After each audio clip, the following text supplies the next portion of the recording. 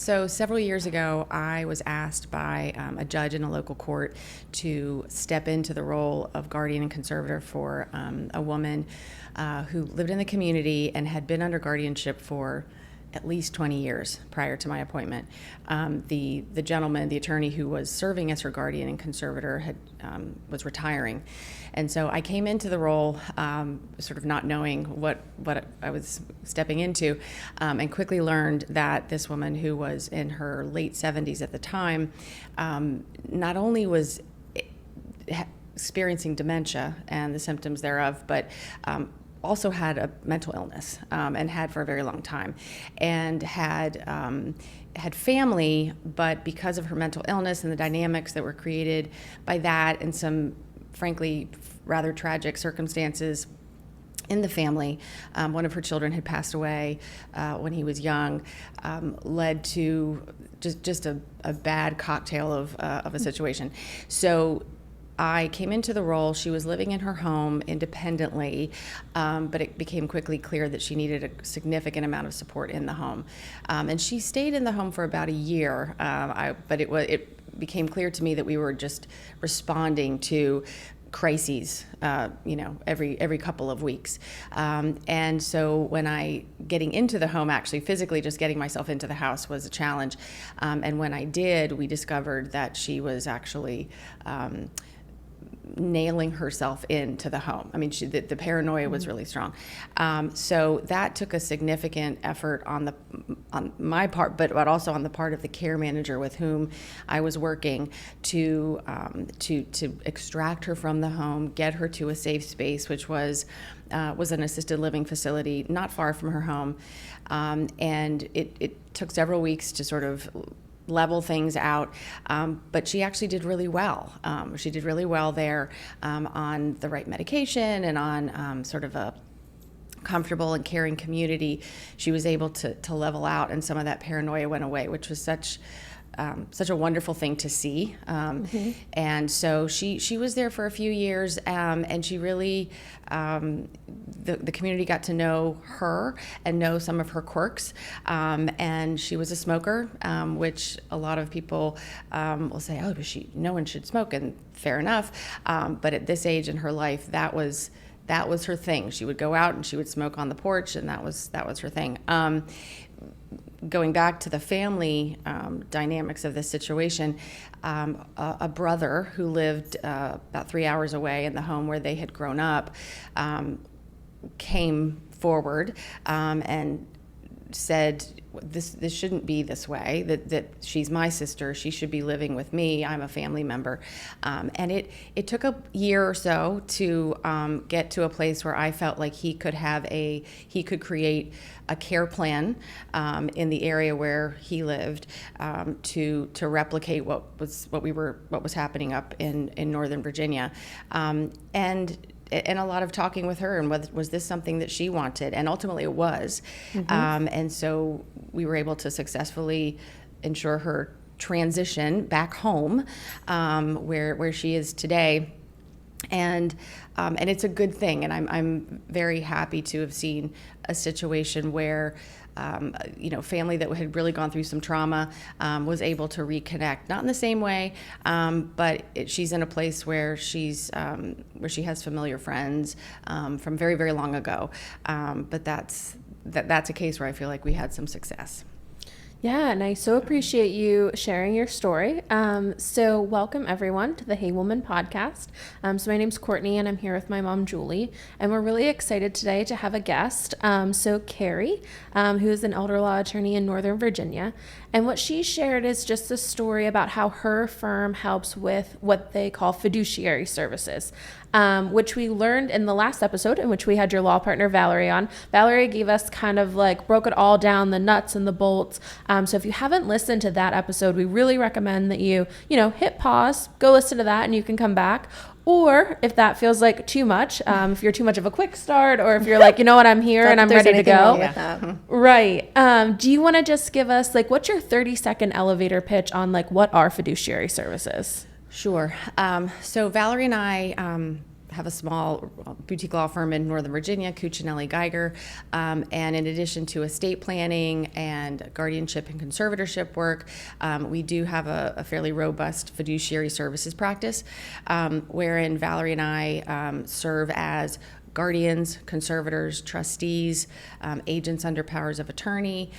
So we sort of fit into that role of caregiver decision maker, and those cases and those roles come from a broad spectrum of types of cases that come to us. So we might be appointed in our client's documents, or it might be a court appointment, as with the case I just described, or we are appointed by the court after perhaps some litigation that has typically been had between family members, and we are the third party that comes in. And one of the things I want all of our listeners to understand is, in the story that you told, one of the things that I think makes it so successful, at least from my perspective, is that, the brother came forward in a situation where she had, maybe been able to be as stable and be able to do the thrive as best she could because of the environment that she's in. Mm-hmm. And one of the things that you said was, it took a little bit of time, maybe almost a year, from him moving forward to her being discharged to his care. And I just want our listeners to understand that that's really important time, because the last thing we want is that discharge to fail. So really kind of setting them up for success. And then part of your professional experience is to be able to say to the brother, okay, you want to do this, to the individual, you want this to happen, but what's the reality of that? You don't just drive up to the assisted living, put your sister in the car and go home. I mean, people do that, but often people do that. Yeah, it often ends in failure because nobody kind of understands all that goes into it. I mean, where I live, there's a lot of farm families, and we'll talk about putting nanny pads, little homes, kind of outside the main home. And, are we sharing that space, or, adding on an in-law suite? We're sharing that space. There's a lot of things to talk about and a lot to plan for. But I think from my perspective, that transition was successful because of your guidance on what are the pitfalls ahead that we have to plan for, so that if we're going to do this, everybody's going to benefit from it. Absolutely. I did not share that at one point he did want to come up and just put her in his truck and head south. And I said, it's really not a good idea. And so it was really important to take that time to go over what it means to care for someone. And there was a lot of baggage, to be candid, in this family that needed to sort of be not necessarily addressed, but just, okay, here's where she is now. I think, not to toot our own horn, but I was very proud of the fact that we were able to come into a case and deal with some of the things that needed to be dealt with. I frankly don't believe that if this brother, any family member, had found her in the circumstances she was living in, would have been able to, it would have been very emotional. Mm-hmm. And I think that's what we're able to, I hope, what we oftentimes try to bring to a case is to remove as much of the emotional as we can. I mean, the fact is, these people are not our family, so we're able to think a little bit more clearly about it, and without the emotion that is perfectly appropriate and very reasonable and to be expected, but not helpful in that moment of crisis. It's really, really important for the family members. I often say in cases where Valerie or I, or both of us, are in that role of decision maker, in the best situations, the family members understand and feel like I can be the daughter. I don't have to. I think you mentioned this in the last episode. I can go and I can visit with my mom, and I don't have to worry about the fact that, I have concerns about X, Y, and Z. I know that Cary and Valerie are dealing with this particular circumstance or this particular issue about her diagnosis. Yeah. And I think one of the things when we think about these fiduciary services, we can talk a lot about the healthcare part of it, but I think one of the things that was hard for me, and I'm sure there's all different levels of this, but is dealing with the finances. So, I can just talk about kind of from a funny way of my mom was very much of the opinion, like her husband was a bookkeeper. My mom was a very detailed person. I am not, naturally. And so it was hard, but like if I helped her pay a bill, so my mom always kept her own finances. She gave a lot of money to charity, which we had to, at some point in time, that became maybe not the best thing, as her own money was dwindling in her healthcare costs. And her finances, and she had an investment property in Maine. But just kind of starting with the basics of just paying her bills. So at some point in time, she really wasn't able to do that. And so the way that she would prefer is that you write out the check, you copy the receipt, with the check, and then you file it. So there's a filing cabinet that has her Pennsylvania Telephone Company bill for the last year. With the envelope, right? Oh, yes. Yeah, I mean, I do financial consulting for law firms that don't have as strict of procedures with their finances as she did with hers. And that was hard for me because, again, it's not my natural thing. But so the first thing I kind of did was start taking over just paying whatever bills were there. And I'll be honest with you, it's not always, as a professional, it's easy to see these things need to happen. For me, my mom was always so good at that, so it was hard for me to know that she needed to do it. She didn't have dementia, but she did have trouble with her lungs, and so she wasn't always getting as much oxygen, so she couldn't always think at the same level that she had been used to. And for me, the first time, I'll be honest with everybody, I needed a professional to help me. We're sitting in the hospital. She had fallen and broken a hip, and all of a sudden, I'm starting to look at her mail. I'm like, oh, wow, she's not paying things on time. I'm not sure what's going on with her checkbook. And so I had to figure that out. And part of that was, making decisions about, do I put this stuff on automatic pay, which she would not want? Do I decide that it ought to be, paid in the same manner? And for that, I made the decision that I was going to do it the way she wanted and keep her involved as much as possible. Now, I had the time to do that. I also think that's where a professional could step in and really provide those really kind of bookkeeping services. Yeah. I also think, the other thing that, ended up happening was, she had a property in Maine that she wasn't able to go to as much as she was before. And I think that was hard. We're paying for this. Yeah. Do we hold on to it? And I think for everybody, it could be a property in the beach. It could be stocks that people hold on to. Maybe because it's the bank stock that they loved, or they worked at Apple or something. And when you step on as a fiduciary, you have an obligation.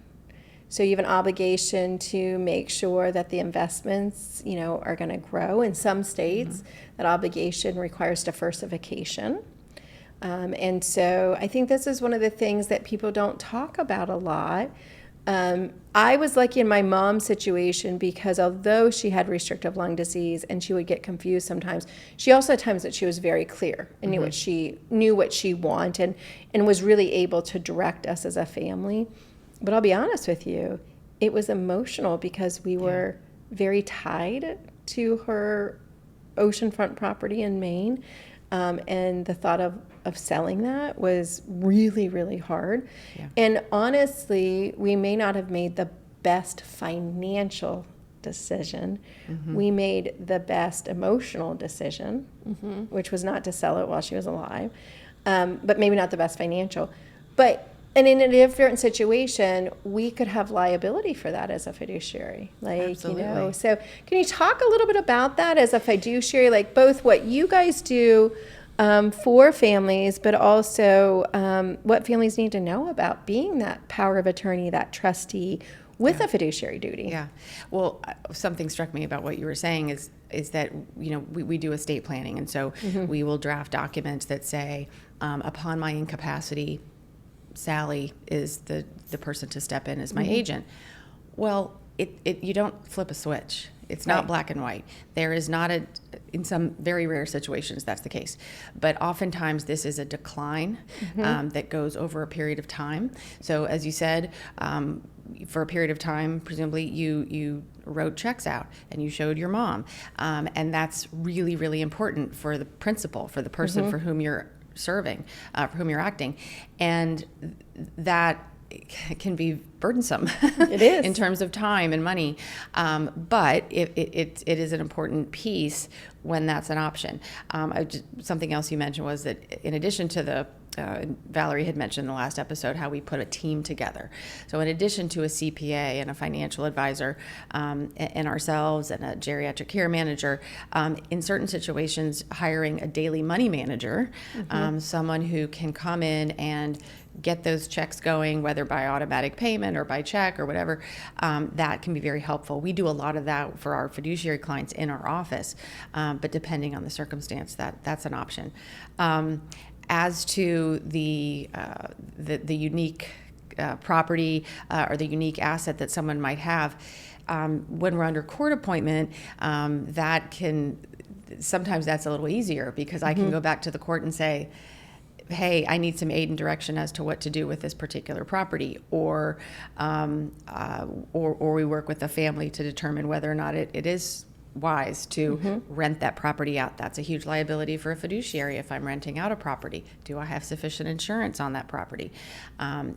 So it's... What if I get a repair person in the dishwasher? Oh my God, I'll never go to Lowe's again. We got a dishwasher and the guy was an idiot. And like, it's funny, we were talking this morning at breakfast, like I don't do that stuff, right? Like I don't know, like I turn my dishwasher on, like my dad fixes all of that, but he's 500 miles away, right? Yeah. And it leaked.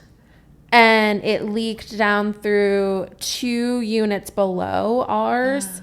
And I fought with Lowe's for 6 months almost, and diligently. So worked with like the property manager, but the bylaws were very clear. Like I was responsible for paying for the damages. Now I was able...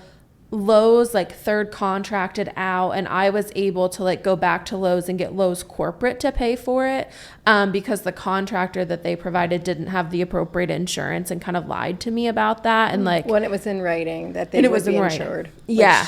And he did one line in the receipt was the difference between us being liable for about, I don't know, probably $25,000 to $30,000 in damages and like not. But here's the thing. If I had done that in my own place, I don't know that I would have kept all of those documents. Oh, yeah. You know what I mean? Yeah. Oh. So like I kept the receipt and the thing and like. Yeah, thank goodness I wasn't the one that did it because I would have never kept the receipt. Well, Thank I did goodness. because Nan would have wanted them. Like I had a filing cabinet of like stuff that Nan had kept. Like I have the paint. I still have the receipt from her buying paint in 2007 when she painted it the first time. Like, and I can't get rid of it. Like, you know what I mean? Like I have it eventually, like I have scanned it. So I have a digital copy of it. Why I'll ever need that from Ace Hardware, I don't know. But yeah, like it's something you talk about in therapy. But I'm talking about it right now. Like, I don't know. But yeah, like if it was my own property, I probably wouldn't have kept all that stuff. Oh, I have to say, Valerie and I are probably far more diligent about our fiduciary clients than ourselves, you know. Right. It just, this is our work. This is what we do. We have a ridiculous, number of resources. Like I know who to put in a new dishwasher, call so-and-so. This is, these are not things that I thought I was going to do when I went to law school.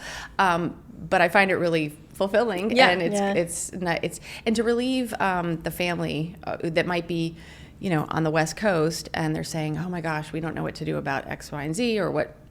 We've got it taken care of. And in some ways, we use the words like fiduciary, but in some ways it's like a concierge service. It's kind of like, or a liaison for those out of town. That's not for everybody, but I think for us, I think about it at my office is that we're really that liaison for those out of town. And sometimes we're the eyes and ears. We're actually like seeing the facility. We're actually seeing what's happening, but we're also, letting them know who's the best at that in this area. Who do we have a track record with that does provide a good service? Oh, absolutely. And I'm thinking about, we have a couple of cases where Valerie and I serve as as the fiduciary, but there are family members who may be, due to whatever dynamics exist between the siblings, the children of the person for whom we're acting,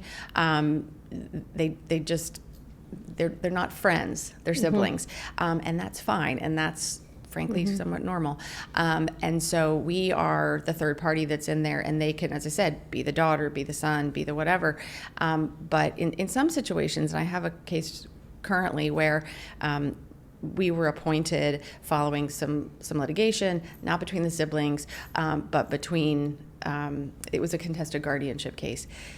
Long story short, now several years later, the children of this gentleman who is currently in care are just wonderful people. They care a lot for their dad, and the dynamics that led to our appointment have sort of fallen away a bit, which I'm very grateful for, and I think they are too. And so I being able to work with them and take what they know about their dad and be able to come up with a solution. We're all working really closely together, is really nice. Yeah. It's so funny when you talk, both you and Valerie, like you smile about this work. It's something that's really, really important to you. Yeah, no, it is. Several years ago, we were interviewed by Super Lawyers or one of these magazines, and I don't know if they coined the term. They said you're like the hired daughters, and I think that's true to a big extent. Is that we'll fill but in without that gap. baggage. Without baggage, yes, exactly. And I don't know how many conversations I've had with the children of a person or the siblings, and I can take the emotion out of it, right? And I can say, well, that might be a little bit harsh for your sister to hear. So we're not providing therapy, but being able to sort of be an unemotional sounding board for these folks. Well, I mean, it is like a kind of a form of mediation. Absolutely. It also is like, we talk about, like Courtney and I joke, and we joke about like my mom, but so my mom was very detail oriented. I'm very much like a quick start. And I sometimes, and so we use the Kolbe, Kolbe, like to kind of decide, are people more fact finders? They're more like follow through, quick starts, implementers. And what I see, having, done that for my own law firm and thinking about staffing that way, then I see these families where children are just approaching problems, solutions differently, where like one person is, just talking about all the solutions. That would kind of be me. Where there's another person who's making a list. That would kind of be Courtney. Now, I mean, obviously we're mother-daughter, but what I see sometimes is siblings who really are all trying, but they're trying in a different way, and they're not able to see each other. So like, one is researching all the facilities, and the other one's like, what are they doing researching it? Like, we have to make a decision, right? Yeah. And so I do think that professional coming in and being able to give everybody a voice and figure out where everything is and help with that decision-making process actually could get more people involved, and able to like make everybody feel more comfortable about this. Yeah, it's I think about when you mentioned that, like listing all the places, that would be me, right? So I need to look at everything. I need to see it all, which can last forever, and that doesn't work. So you really need at some point to make a decision. We've had, successful conversations with children who are struggling because maybe they make the list, maybe they say we need to make a decision, but at the back of it is this extraordinary level of stress about making the wrong decision, right, or how is this going to affect my life, and how is this going to affect, and I'm so we're able, as you said, we're able to mediate in a lot of situations, and I think you all discussed in the last episode knowing what facilities to just not even look at, or I know that this place doesn't look great from the outside. It's not as pretty as the one down the road, and it's not as new, but the executive director is fantastic. They've got an extraordinary therapy department.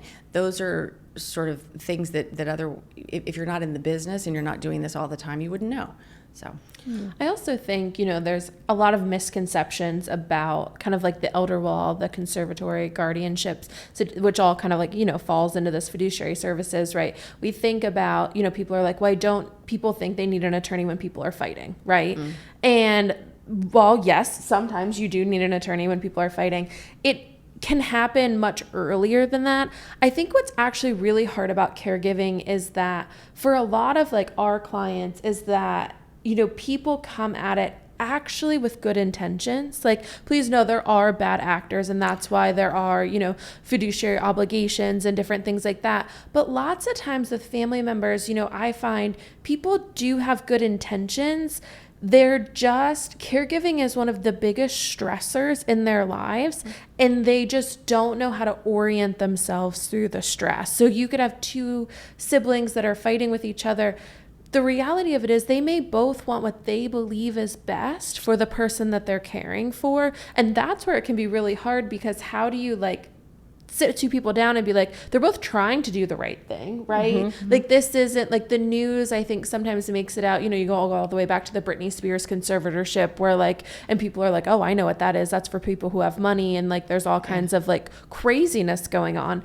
It's actually not true. This is for everyday people. The reality of it is we all age, and we all have opinions about how that happens, right? Yeah. We all want it to look a certain way for some of us, right? And so how do you put the team together to help you? And a professional really can kind of take away and give you good information so that your family can know that they're doing the right thing.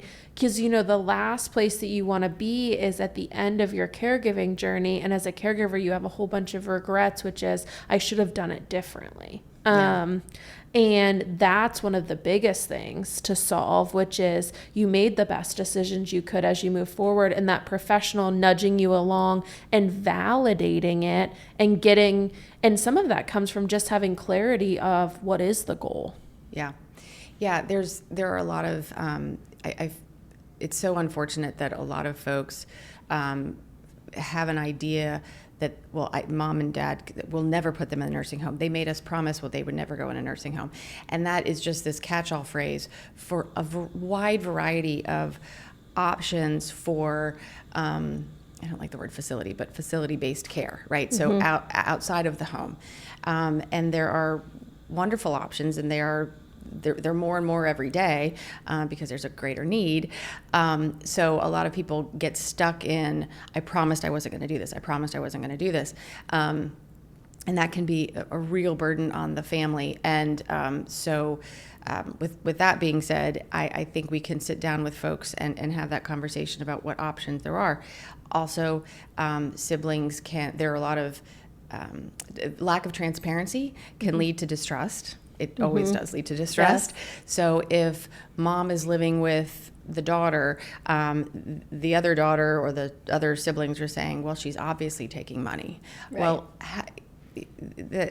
perhaps she's not. Maybe she is. We don't know. And so that's something that we will frequently advise. Here's how we can resolve this. There can be disclosure. And sometimes the distrust is so great that it is better if there's a third party that comes in. Well, I think, too, sometimes that daughter that's providing the care for mom and dad actually doesn't take any money when they should. Right. When they should. Yeah. And so I think that professional third party coming in and saying, okay, typically in these situations, this is what's customary. Let's talk about this. Let's educate. Like, yeah, mom is eating food. Mom does take up more electricity. Yeah. Mom is adding to the cost of the household. And so, yes, the daughter can shoulder that, but maybe she shouldn't have to. So that's, like you said, transparency. Let's have a real conversation. Because honestly, Cary, the thing that bothers me the most is when somebody has really done the best job and they have shouldered that burden, and all of a sudden somebody else, maybe they haven't done it perfectly. I have one of these cases going on right now where I was just served paperwork. Mom has now died, and sibling who hasn't been involved at all is now suing, because maybe daughter took some money, maybe not. Yeah. But maybe, but nobody was around and helped. Right. And I think that person who provided the care, took mom into her home, did all of those things, maybe they should have done a better job, but particularly with the finances, I think, one, it's too much. If I'm providing the care, plus I have to do these finances. Two, sometimes their parents have more finances than they have, and they're not used to it. They don't even know like what to do. And I think that's where a professional can be so helpful to kind of take it over, to advise about things. And I think, unfortunately, in the case that I'm involved in right now, the caregiver might be held liable for some things because they had a duty as a fiduciary to understand some things that I don't think they meant to do it. I think they maybe did the best job they could, but that's going to professionally maybe not be enough in the fiduciary world, because I think there could have been some better investments. There could have been some different things happening. And that's sad. And so if you're a caregiver out there and you're listening to this, you don't have to do it all. Not at all. And we talk a lot about health care, but I also want you to know with the finances, there's help. So consulting an elder law attorney like Cary in this situation, and having a firm involved that can then lead you with the resources and help you do that team. And then I think the neat thing is you can interact as you want to. Maybe there's some part, maybe you put a team together, and maybe there's some parts that you as the caregiver say, oh, I'm good at that and I feel more comfortable now. I can do that. I don't need that person. It's not that you need this team for forever, but you do need a plan. And I think sometimes it takes the team to figure out what's the best plan for you and for the person that you're caring for. Yeah, it's there are a lot of folks, we will do consultations frequently with folks who have found themselves in that role as caregiver and everything else, right? They're doing the best they can, but if they're trying to get mom, or maybe it's mom and dad that are living with them, and or with the caregiver, and getting them to the day program and doing all of this, and then on top of it, you're supposed to be able to figure out the couple $1 million that's over here with the financial advisor. Am I supposed to be doing something with that? How do I do that? How do I get cash? These are all there are tools out there that they can put into place to ward off the sibling who's going to come, and it's always later, right? Yeah. I mean, you talk about transparency. Doing an accounting is really helpful. Yeah. Start the clock now. Don't wait until mom's passed away. No, absolutely, right. And identify those issues that are good, that we're aware of, that I was like, that's going to make your brother's head pop off. So let's deal with that now. But and we say the same to clients all the time. They say, oh, no. In the same vein as, I'm never going to put mom in a nursing home. Oh, I would never take money for her care, because it feels like you shouldn't, right? Right. But it's a job, and you would pay someone else to be doing it for you, and unless that's all you're doing. Most of us have, other jobs and other commitments to family. And so we always recommend people take compensation when it's appropriate. Well, and I think, just having that conversation and being open and honest about it so that it doesn't come back later. Right, it's one thing to not take money for it, and then one of your siblings comes back and then you're upset because you never took the money that whole time. Yeah. And so those feelings of resentment can come in.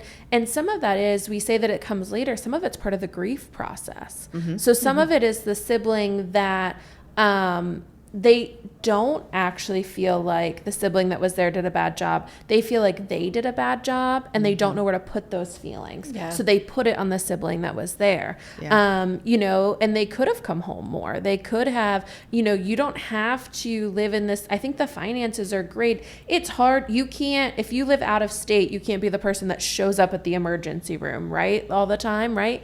But you can be the person that pays the bills. Yeah. American Express has a website, right? You know what I mean? Yeah.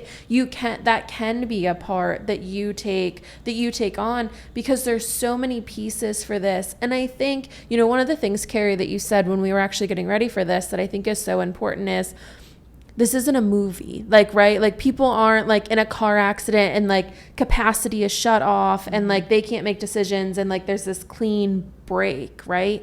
It's a journey. And sometimes it's a journey that people are on for years.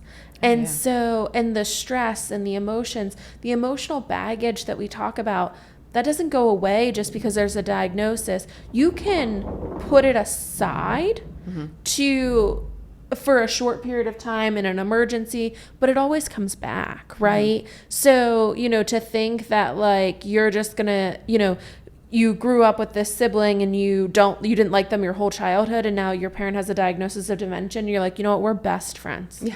You know what I mean? And we're gonna go on all these vacations together, and we're gonna work really well together. We have not agreed on a single thing our entire childhood, but this is where it comes. Yeah.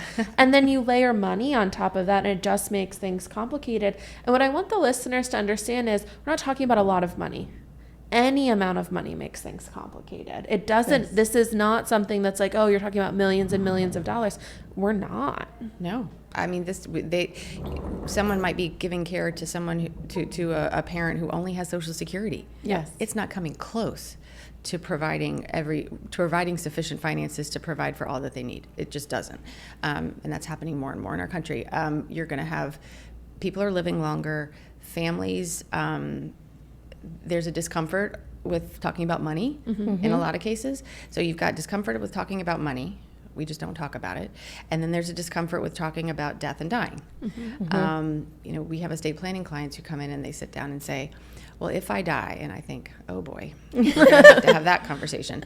None of us is getting out of this, and it's in the same way people will come in and say, I want to talk about my will. And that's great. I want to talk about your will. I want to talk about your testamentary planning. How are you going to send along what is left, if anything, to the next generation? But I really want to talk to you about your powers of attorney. I really want to talk about your medical directive. And that oftentimes you can see clients, just this bulb goes off and like, oh, so if you have dementia, if you have an accident, if you have, if you're not able to do the things you're able to do today, because it's the rare circumstance where it's just day one, day two. So that's super, super important to us. Well, and I think, even to take that step further, we're at our office, we're doing Caregivers Trust, which really takes it that one step further to say, and by the way, like in my situation, if I'm planning my own care, like if one of my children wants to take care of me, I want them to be paid. Right. And I want them to be paid not just what that costs, but like what they're giving up in finances. Like, so, and that's something you can direct. You can direct, and that's okay. I can make that decision. Now, listeners may make a different decision, but I think you're right. We're scared to talk about money. Sometimes we have caregivers who, think they have to live paycheck to paycheck, and all of a sudden there's all this other money they didn't even know about. And wouldn't that have been nice, because then we'd have more options. And so I think it's important for families to really, face that we have to talk about money in the caregiving journey. And sometimes professional help and getting a team around that's really important. Cary, do you have any parting thoughts for our listeners? Anything you want them to hear? I think I would just say the same thing that I say. It's a really hard conversation, but it's absolutely necessary to prevent or to avoid family discord that can come from the stresses of providing care for your family members. Sitting down and having that conversation about, if this happens, here's what I'd like to see. Here's where I'd like to be. Here's who I'd like to be making decisions for me. Parents having that very candid conversation with their children is really, really important. And I know it's hard. But there are people out there who, like us, who have gone through this and can sort of help to guide what those kind of decisions are and how to make them. Great. Well, we appreciate you joining us and kind of shedding some light on this. I think it's so important for the listeners to get a taste and start to think about it. So if they are in Northern Virginia or the DMV area, they can find your information on our planningandprotecting.com site. If you're not in that geographic area, there are lots of other attorneys that kind of subscribe to the same thought process that are listed on that site as well. And if you are following along for the Hey Woman podcast, we encourage you to follow us on TikTok, on Instagram, on Facebook. Please leave us a comment if you found this information helpful. Rate us. Unless you don't think we did 5 stars, then you don't have to rate us. But we thank you for listening, and we hope you come back for another episode.